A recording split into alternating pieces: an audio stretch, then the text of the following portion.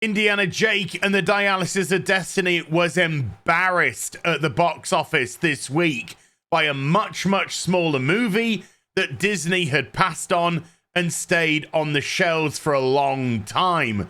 Not only that, but mainstream media then went to bat for this intersectional feminist pile of drivel in what I can only describe as one of the most embarrassing articles I have ever seen from any company.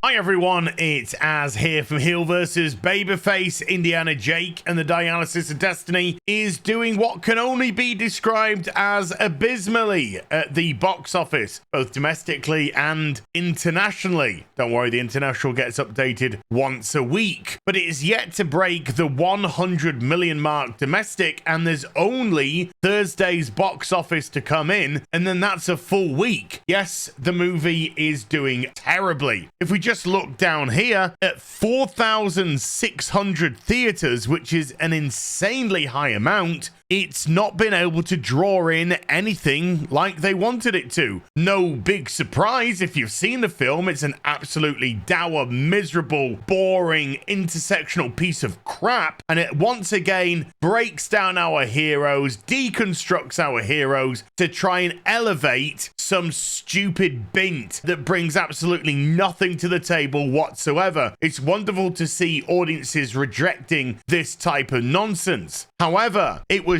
thoroughly embarrassed on July 4th, a day of freedom in the United States, as the film Sound of Freedom actually beat it at the box office. This film, which has laid on the shelf for a long time, which Disney didn't want to put out there to the masses, finally got picked up by someone else, and now it's performing better than Indiana Jake, a movie with a $330 million budget. I mean, things could be worse. It could be The Flash. The Flash, which got removed from 1,500 theaters this week, and, well, as you can see, is only just scraped over 102 million domestic for a worldwide currently of around about 250. This film ain't gonna touch 300 million worldwide when it eventually finishes its theater run, which is likely going to be very soon indeed. Sound of Freedom stars Jim Caviezel as Tim Ballard, a person who worked for the Department of Homeland Security for a decade or so, that would go out and stop trialed traffic jamming, if you know what I mean, that have been going on around the world. It seems to be a subject matter that is very deep for sure, but a subject matter that is very relevant, particularly in today's society, as we tend to have a lot of organizations at the moment screaming that they will convert your children. We seem to also be in a timeline where saying just leave kids alone is apparently controversial. That to me is exceptionally scary indeed. But releasing on the 4th of July, it brought in $14.2 million at the domestic box office, which beat Indiana Jake's $11.7 million. But what is also more impressive about that is Indiana Jake was in 2,000 theaters more. This brought in per theater $5,400 to Indiana Jake's $2,500. Even the next day, where it brought in $4 million on the 2,634 theaters, it still did $1,537 per theater, whereas Indiana Jake did $5.5 million, 1.5 million more in 2,000 theaters more, but brought in an average of 1.2 thousand per theater. So again, even the next day, it still grossed more for those theaters than Indiana Jones did. But you could, of course, always just watch Phoebe Waller-Horseface talk about how beautiful and smart she is as she dominates the film, punches Indiana Jones out, saves the day, and is just a miserable, insufferable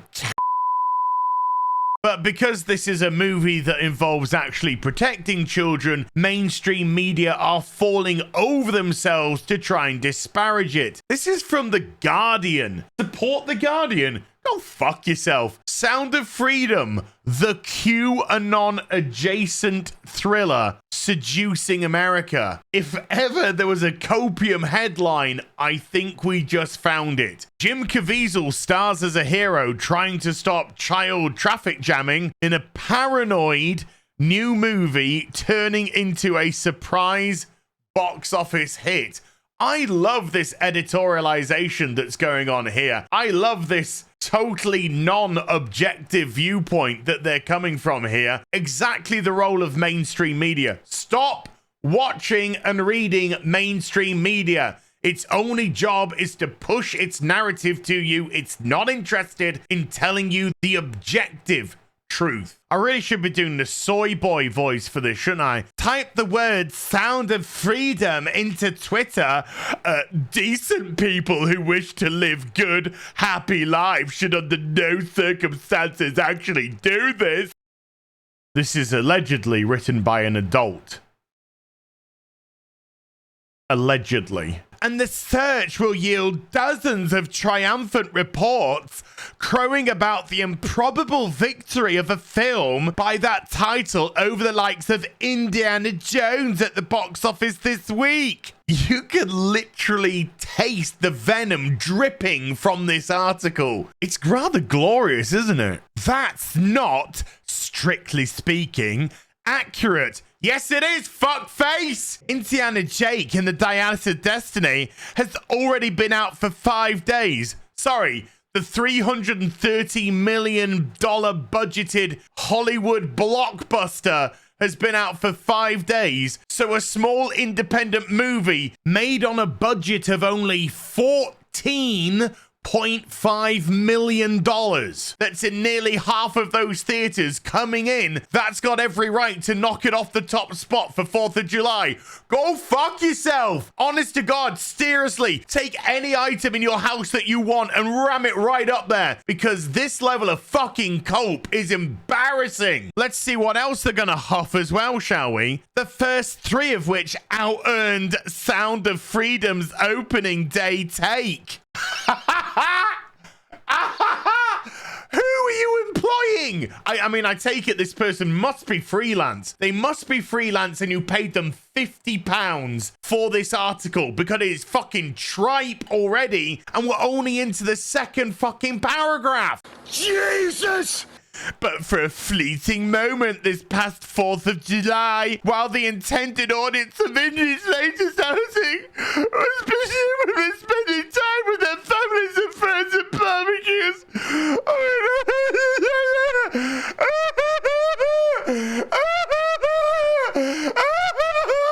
This is what the journo looks like. He looks like the kind of person that holds his wife's hand as Leroy's taking her up the wrong un. Are you all right, darling? Yes, yes. Oh, yes. Oh. Let me hold your hand.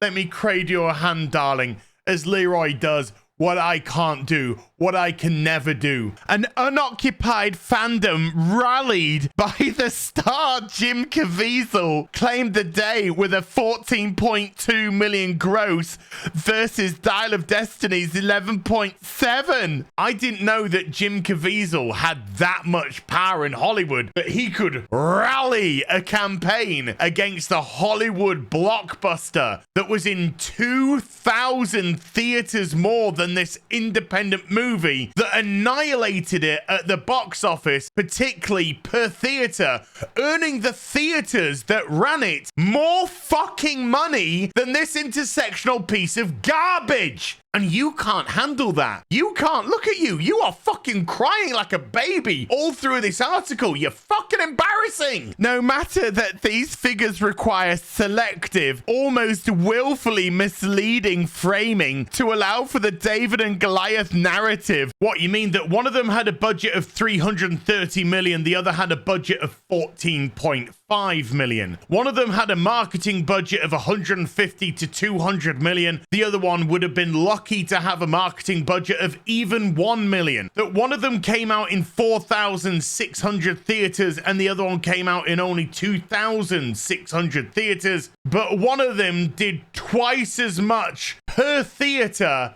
than the Hollywood blockbuster. This is exactly what a David versus Goliath fight looks like. You are an embarrassment.